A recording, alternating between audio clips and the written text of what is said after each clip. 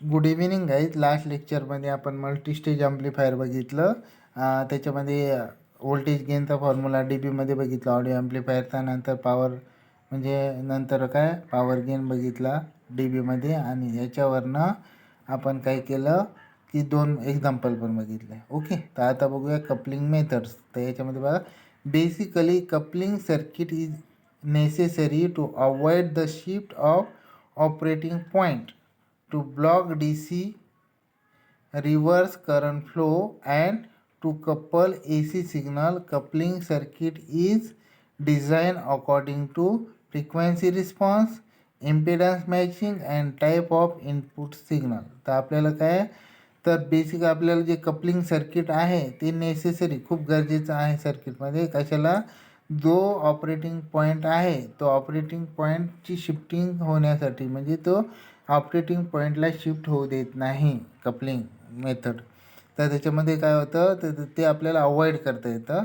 आणि याच्यामध्ये काय आपल्याला जो डी सी ब्लॉक करता येतं, म्हणजे जो रिव्हर्स करंट आहे फ्लो होतो डी सीमुळं, तो आपल्याला काय करता येतं ते ब्लॉक करता येतं.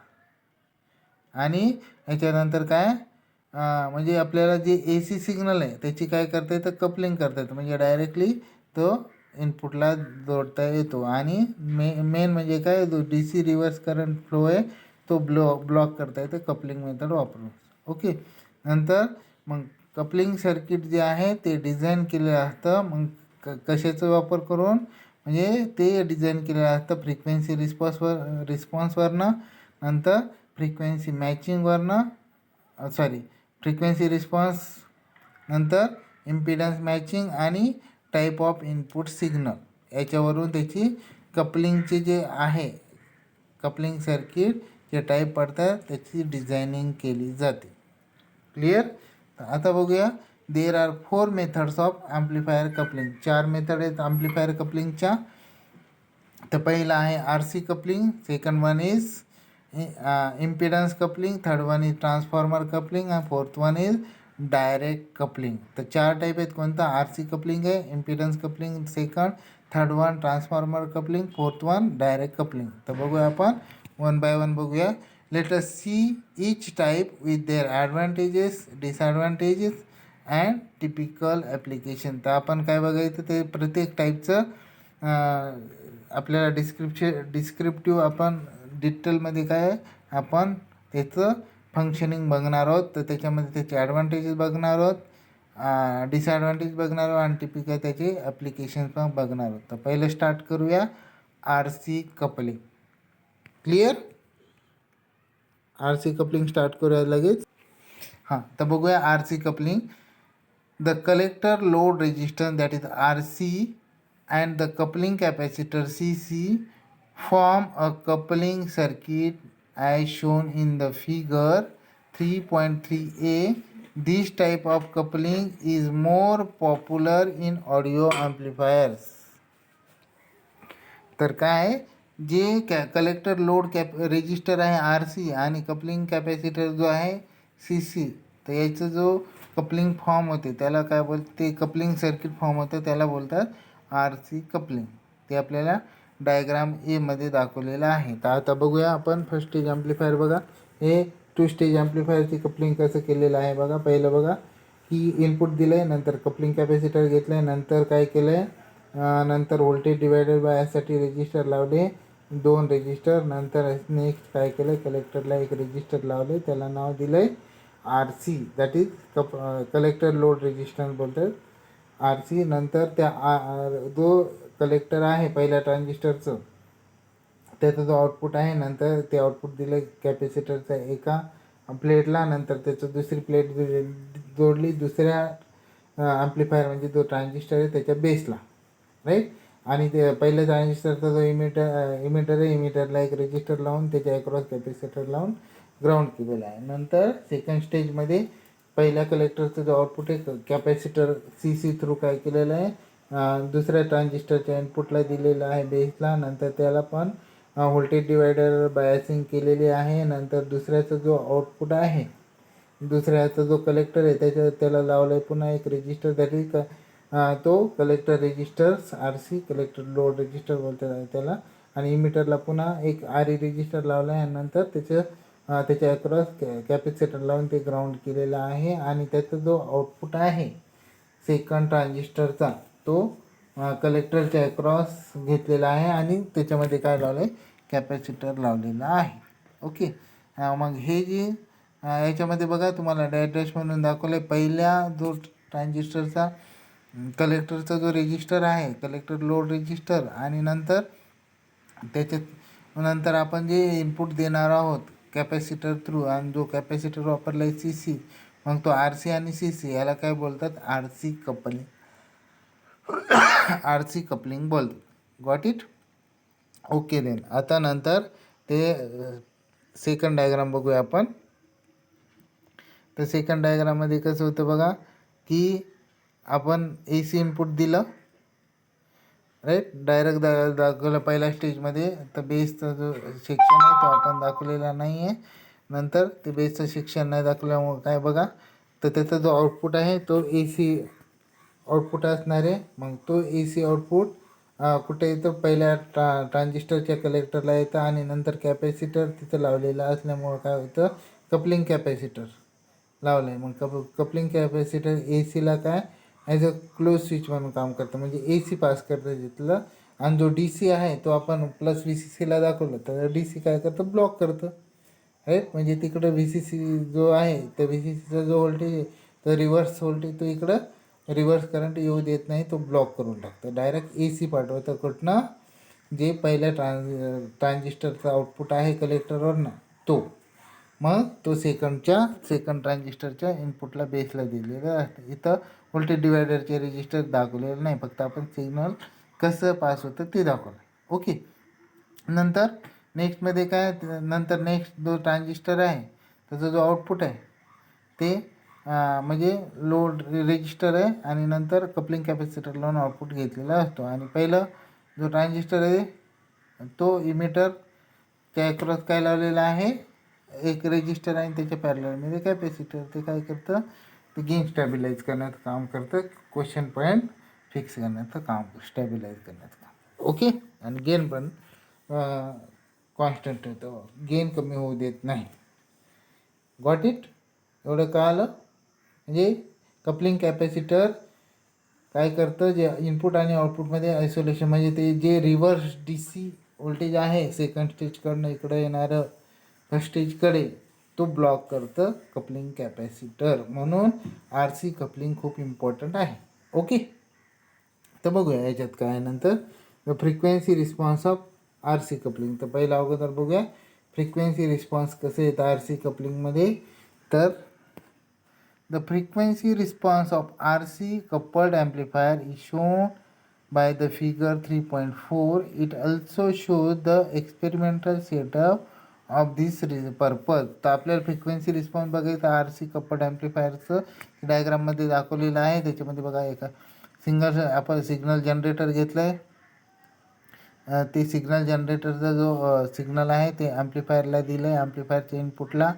नंतर ॲम्प्लिफायरचं जे आउटपुट आहे ते आपण CROला लावलं आहे आणि त्याच्यावरनं आपण पल्स बघतो. तर त्याचा जो रिस्पॉन्स आहे तो कसा येतो, तर फ्रिक्वेन्सी एक वाय ॲक्सिसवर गेन घेत असतो, एक्स ॲक्सिसवर काय घेतो, फ्रिक्वेन्सी घेतो. नंतर 50 हर्ट्जकडनं काय होतं, 0 to 50 हर्ट्ज पण काय होतं, फ्रिक्वेन्सी थोडीशी इन्क्रीज होतात, म्हणजे गेन वाढत जातो ॲम्प्लिफायरचा. नंतर काय होतो, नंतर F1 आणि F2मध्ये तो जो गेन आहे तो कॉन्स्टंट राहतो आणि नंतर F2 नंतर काय होतं, जो गेन आहे तो डिक्रीज होतो, राईट. तर याचा जो फ्रिक्वेन्सी रिस्पॉन्स आहे RC कपल्ड ॲम्प्लिफायरचा तो असा येतो. तर बघूया याच्यामध्ये काय बघा, it also shows the experimental setup for this purpose. तर एक्सपेरिमेंटल सेटअप आपण बघितलं फ्रिक्वेन्सी रिस्पॉन्सचा. नंतर बघू frequency response tells us about the performance of a circuit against frequency variation from low to high. तर फ्रिक्वेन्सी रिस्पॉन्स जे आहे circuit ते काय दाखवतं आपल्याला, तर सर्किटचं परफॉर्मन्स दाखवतं, म्हणजे कशाच्या अगेन्स्ट, फ्रिक्वेन्सी व्हेरिएशनच्या अगेन्स्ट. म्हणजे फ्रिक्वेन्सी लो असताना लो टू हाय जेव्हा चेंज होते तेव्हा सर्किटचा परफॉर्मन्स काय आहे विथ रिस्पेक्ट टू फ्रिक्वेन्सी, तर ते दाखवण्याचं काम करते हे सर्किट. म्हणून याला बोलतं फ्रिक्वेन्सी रिस्पॉन्स. राईट. तर आपल्याला बघायचं नंतर. frequency response is essential because it gives an idea about the range of frequency for which this coupling is suitable. तर ही फ्रिक्वेन्सी जो रिस्पॉन्स आहे ते इसेन्शियल आहे. म्हणजे याच्यामध्ये काय बोलतं, याच्यामुळं आपल्याला किती फ्रिक्वेन्सीची रेंज पाहिजे ह्या ॲम्प्लिफायरसाठी याची आयडिया येऊन जाते. म्हणजे ह्या कपलिंगमध्ये, म्हणजे ह्या आर सी कपलिंगमध्ये किती फ्रिक्वेन्सी रेंजमध्ये सुटेबल आहे, म्हणजे हा circuit R C coupling circuit amplifier वापरण्यासाठी त्याची फ्रिक्वेन्सी रेंज काय, त्याच्यासाठी आपण फ्रिक्वेन्सी रिस्पॉन्स हे बघणं खूप एसेन्शियल आहे, खूप गरजेचं आहे. ग्रेट. तर बघू the graph of the output or the gain of the amplifier versus frequency is known as the frequency response. आता हे जे ग्राफ आहे म्हणजे आउटपुट किंवा गेन, म्हणजे ॲम्प्लिफायरचं आउटपुट किंवा गेन वर्सेस फ्रिक्वेन्सी, तर त्याला काय बोलतात, फ्रिक्वेन्सी रिस्पॉन्स बोलतात. एक तर गेन घ्या किंवा आउटपुट घ्या, तर त्याच्यावरनं आपल्याला जो ग्राफचा जो रिस्पॉन्स आहे त्याला काय बोलतात, फ्रिक्वेन्सी रिस्पॉन्स. ग्राफ वर्सेस काय, आउटपुट व्होल्टेजवर gain versus frequency. Got it. नंतर signal generator is connected to apply various frequencies with small and constant input voltage to RC coupled amplifier. मग याच्यामध्ये काय, एक सिग्नल जनरेटर लावलेलं असतं आणि त्याच्यामध्ये व्हेरियस म्हणजे रेंज ऑफ फ्रिक्वेन्सी असते, व्हेरियस फ्रिक्वेन्सी असते आणि याच्यामध्ये small and constant input voltage apply केलेला असतो, म्हणजे आर सी कपल्ड ॲम्प्लिफायरमध्ये. सिग्नल जनरेटर काय करतं, व्हेरियस फ्रिक्वेन्सी आपल्या फ्रिक्वेन्सी जे असतं आणि ते सिग्नल आहे त्याचा जो ॲम्प्लिट्यूड आहे व्होल्टेज, इनपुट व्होल्टेज काय असतं, स्मॉल आणि कॉन्स्टंट राहतं. राईट. आणि ते आर सी कपल्ड ॲम्प्लिफायरच्या इनपुटला दिलेलं असतं. नंतर the output is output is measured either on C R O or V T M T and graph is plotted. तर त्याचं जो आउटपुट आहे तर हे काय केलं जातं, एकतर व्होल्टेज, नंतर एक आउटपुट जो व्होल्टेज तर सी आर ओवर केलं जातं. नंतर काय केलं जातं, जे व्होल्टमीटर असतं तर व्होल्टमीटरवर ते आउटपुट बघितलं जातं. राईट. आणि त्याच्यावरनं काय केलं जातं, ग्राफ प्लॉट केला जातो.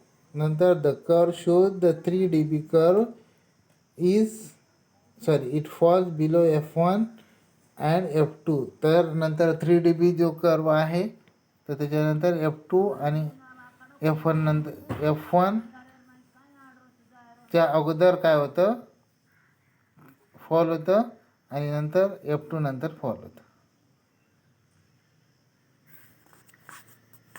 F1 F2 नंतर काय होतं, तो जो कर्व आहे 3 dB तो डिक्रीज होतो गेन.